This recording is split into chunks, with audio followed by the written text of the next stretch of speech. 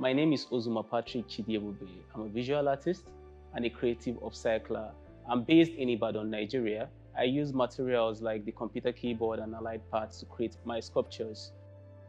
My art practice started at a very young age when I used to upcycle materials like tin cans to create toys that I automate and make them functional. And at one point, I had to follow my cousins who are computer engineers to their shop. There was where I learned a little about computer engineering, fixing different parts of the computer. Then I went to school to study applied arts. I chose sculpture because that was where my interest is. Then started getting to know materials, waste materials, repurposing materials, and a lot of it. At the time I was doing my 1 year IT, I was working for a business center, but this time I was an instructor for basic computer softwares. So I started teaching computer softwares and a little about fixing of computers and gadgets. And at one point, we called our main engineer to declutter our store, and they brought out a lot of computer keyboards and tech hardware materials. Then I had to approach the engineer and asked about what they are going to do with this tech waste. And they told me that they are going to trash it, probably burn them. So I collected those materials and I kept them in my studio. Then when I went back to school, I had this assignment to create a work out of non-conventional materials. Then I remembered I had those materials over time, and that was when I started upcycling. My creative process starts by getting my materials from either the scrapyard or from the engineers. So when I look at my scrap, I take inspiration. I already have a lot of things I want to talk about. Most of my works talks about individualism and how we need to be our unique self in order to fit perfectly in the society. And alongside that, I talk about waste. I talk about tech waste as a means of speaking up for sustainability. So I bring my materials to the studio, I allow the material speak to me, and whatever the material says to me, I inculcate that into my work, and I make my sculptures. Most of my sculptures start from clay modeling. I make my modelings in clay, take a mold with mortar to print the negative of that positive clay. Then I break my materials, my keyboard, and lay them inside the mold. And after laying them inside the mold, I reinforce them with fiber, then couple them together and do other embellishments like introducing some allied materials, tech allied materials that I want to use. Finish the work, lacquer, and that's all.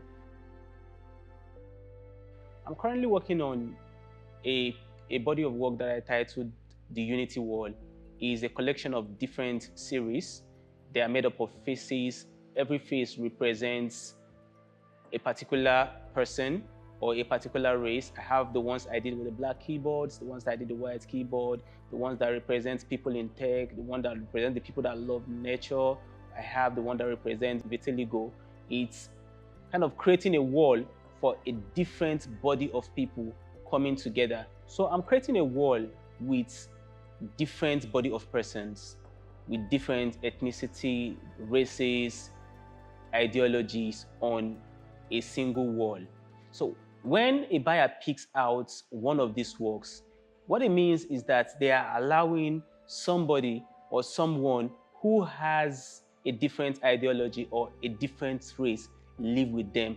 And that's the first step to accepting one another and communal living.